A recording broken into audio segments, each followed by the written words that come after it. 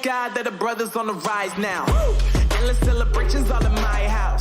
Levitating now, I'm super duper fly now. What's up guys, and welcome to FPL Today. I'm the man in the know, JNO, and welcome to my team preview for Game Week 12, where we try and finalise my decisions, or as get as close to as possible, my decisions for Game Week 12 and the transfers I will make to hopefully boost my FPL rank. But before we get into the video, all the stats provided for this video come from Fantasy Football Fix, the sponsors of this channel. Here is a quick video from them. Use artificial intelligence and Optastats to build your new squad for the new season. Analyse the highest owned players and most popular starting squad currently entered into the FPL. Upload your squad at fantasyfootballfix.com now to improve your FPL performance. Click the link below or head over to fantasyfootballfix.com to get started. And we start off with the team selection, and I haven't changed anything from the team that you guys saw in the previous video. Yes, I've had a lot of feedback about Trent Alexander-Arnold, and he probably will come in. It's just a matter of me figuring out who I want to bring him in for, because I still think he could get an assist and could possibly get a goal in a game where it's going to be very competitive and both sides are definitely going to win between Manchester City and Liverpool.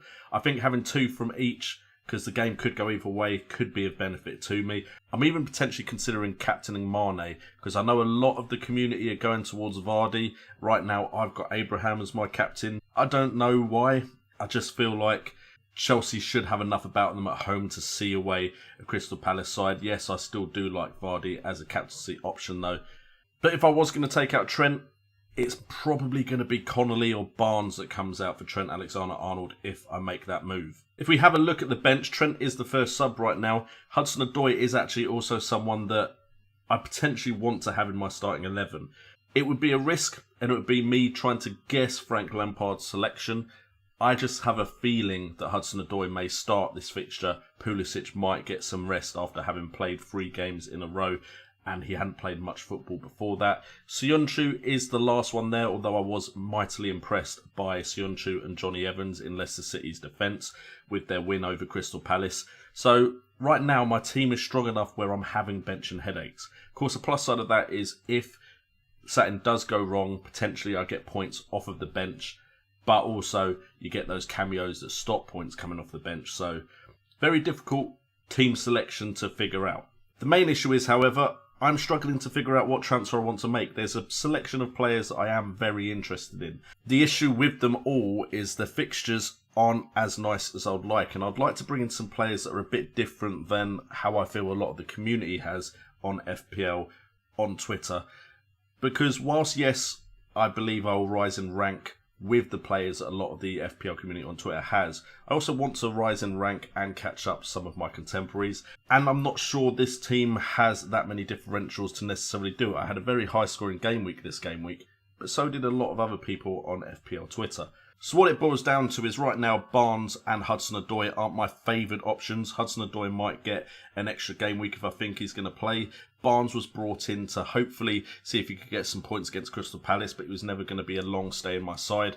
And then Tomori is the defender that I'm not too happy with, but other than that, I'm pretty set with my team. Potentially the double up on Man City midfield may drop down to 1 when the fixtures turn for them. I suppose you could say the fixtures are already turning for them with them facing Liverpool. But who to bring in for Barnes or Hudson-Odoi? And the options I have in my head, the ones I've been impressed with both by eye test and some of them by stats, but not necessarily all of them, are the likes of Trossard, Christian Pulisic if he looked nailed on. But the main two I want, both right now, are injury concerns. One is not a differential at all, it is Mason Mount.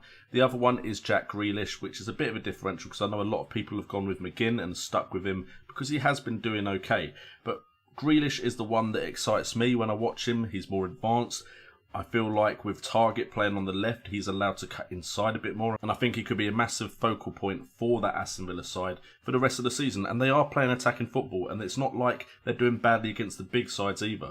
So right now, Aston Villa, along with Sheffield United, look like decent places to go get your budget options from. Having a look at their stats, Grealish does come in at 5.9 million, which is 1 million cheaper than Mason Mount. And he does come in with the added bonus of being significantly less owned than Mason Mount. Grealish in the last 4 game weeks has 21 points compared to Mason Mount's 16 with 2 goals to 1.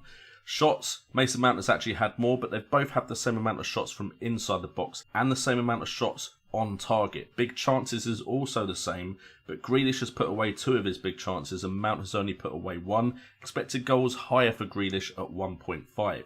And if we look at assist potential, chance creation, we've got 1 assist apiece. Chances created higher for Grealish, 8-5. Chances created that have resulted in a shot on target, 6-5, again in Grealish's favour.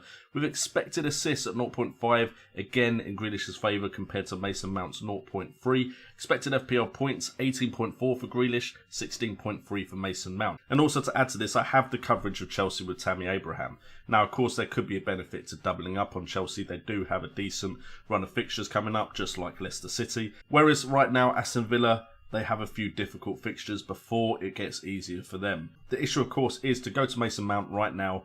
It would be a risk because of the injury. Also, I'd need to get some funds from somewhere. Grealish would pretty much be a straight swap for Barnes or Hudson-Odoi.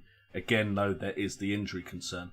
Trossard is less of an injury concern. However, again, the fixtures don't look great, and I'd like to see him in the side just a few more times to feel like he was secure in his spot.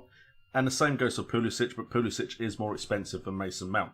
So what I think is actually likely to happen is I'm probably not going to make a transfer this week, so I have 2 transfers in the bank and then I can make a decision next week. That, of course, does all depend on all of the press conferences that do happen today. But if anything does change in that regard, I do release my side on Twitter for you guys to see. And I'll try to release it before the deadline. I know a few weeks back I had a big thing where I was like, sometimes I don't have the time to release it before deadline. And I make the decision right at the last minute. And I had a bit of a rant about it. If I can, I will release it early. And if I can't, I'm sorry that you're not going to see it before the deadline. But I will share it. And hopefully we'll have another successful game week and see me rise into that top 1 million. So guys, thank you so much for tuning into this episode. If you have enjoyed it, please do all of the stuff down below that helps the channel out, including hitting that like button, that subscribe button, and that notification bell. Also, do feel free to go and check out my live stream with the Wildcats. There should be a link right next to me to the FPL Wildcats channel, so go check that out.